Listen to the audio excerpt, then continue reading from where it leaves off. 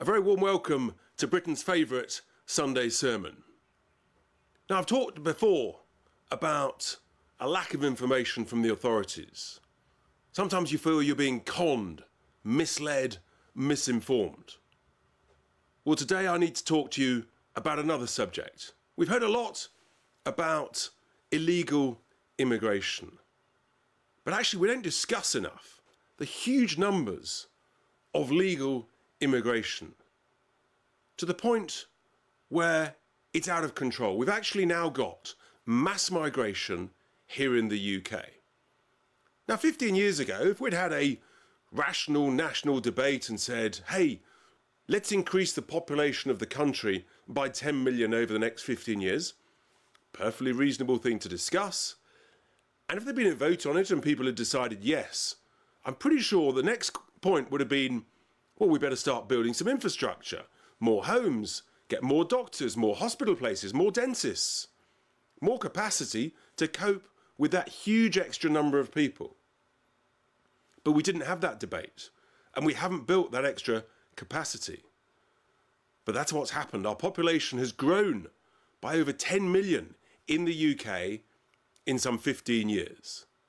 And so actually, for all of us, the quality of life and our relative prosperity has declined. It's obvious, isn't it? If you don't build the extra capacity and you stick another 10 million people in a country, then it's going to be a little bit harder to get around. Prices are going to go up. Likewise, if you've got an existing amount of wealth in a nation and then you add 10 million people, the wealth per head mathematically automatically reduces. So here's how it's happened. You see, we've been promised manifesto after manifesto, election after election, that they would bring lawful immigration numbers down. But actually they did the opposite. And after Brexit, we were promised there would be a new points-based skilled worker system, skilled worker visa system. But what actually happened was the government, the Conservative government, they set the threshold, the salary threshold, so low, down at about £20,000 compared to an average national salary of £30,000, that actually it's like open season. And so what's happened, under that skilled worker visa system, and with generous refugee provisions for Ukraine, for Hong Kong, in 2022, we had 1.2 million people gross arrive in the UK, just in 1 year. Now, the government has a pretty tenuous way of working out who's actually leaving the country in any year. It's a bit of a guesstimate. They think about 600,000 left, so they think the net number was about 600,000. Here's the rub, though. In 2023, it'll be a similar number. Over 1 million people will arrive in the UK. And in 2024, another million. Maybe 500,000 or so will leave. Huge net increase in the UK population every single year. And if the Labour Party win the next election, do you really think they're going to reduce immigration numbers? I mean, they wanted more freedom of movement with the European Union. They want more open borders.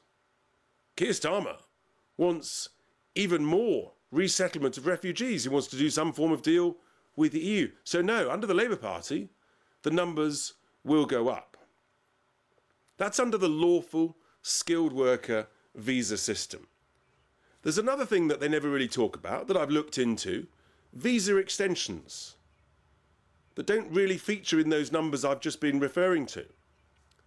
In the year to June, visa extensions this year up 50% to some 670,000 people.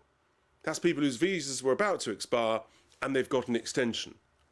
So they're already here, so they don't count in the 1.2 million people that I've just been referring to. So you've got visa extensions, huge increase. And then you've got another thing where the numbers are going through the roof. Exponential growth that some people think is marvellous. Yes, I talked about it before. Students. So the number of student visas which 4 or 5 years ago was running just over 200,000 a year, has now soared. It's almost trebled. 650,000 a year. But actually, of that 650,000, 500,000 are students and about 150,000 are their dependents.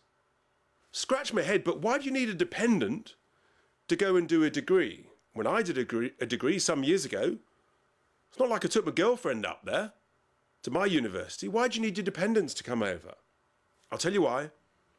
Because countries around the world have worked out that the UK student visa system, it is another open door for lawful permanent immigration into the UK. And that's the reason why there's been a huge increase in numbers.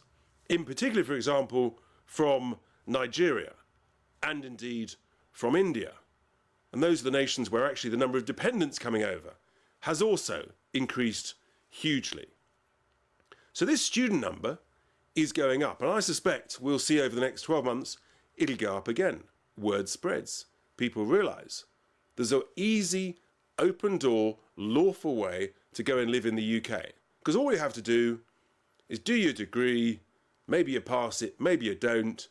You can then do what's called a graduate worker visa for 2 years, and then you can apply for a skilled worker visa that I've just been talking about.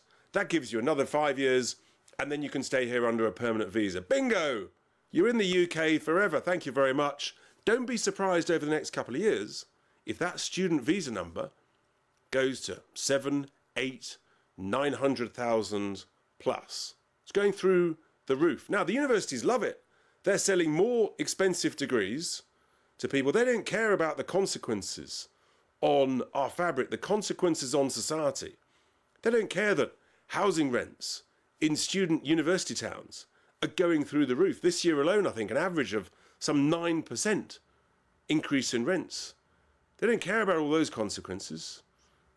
And as I say, if the quantity goes up, the quality goes down.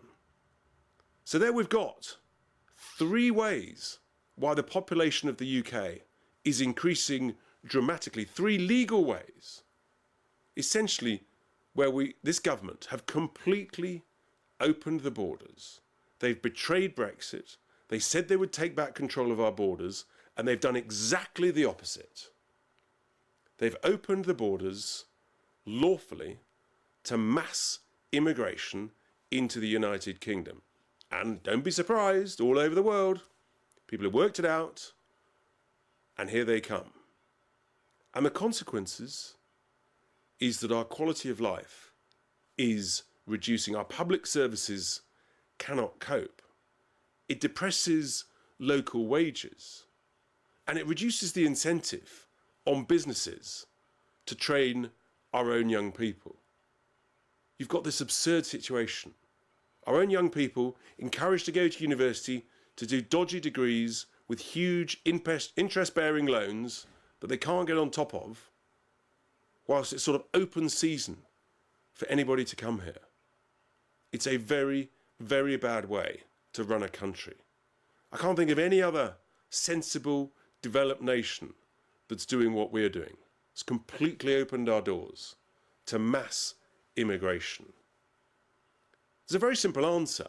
Yes, let's have smart immigration, where we welcome high-quality people who can genuinely add value where we need it.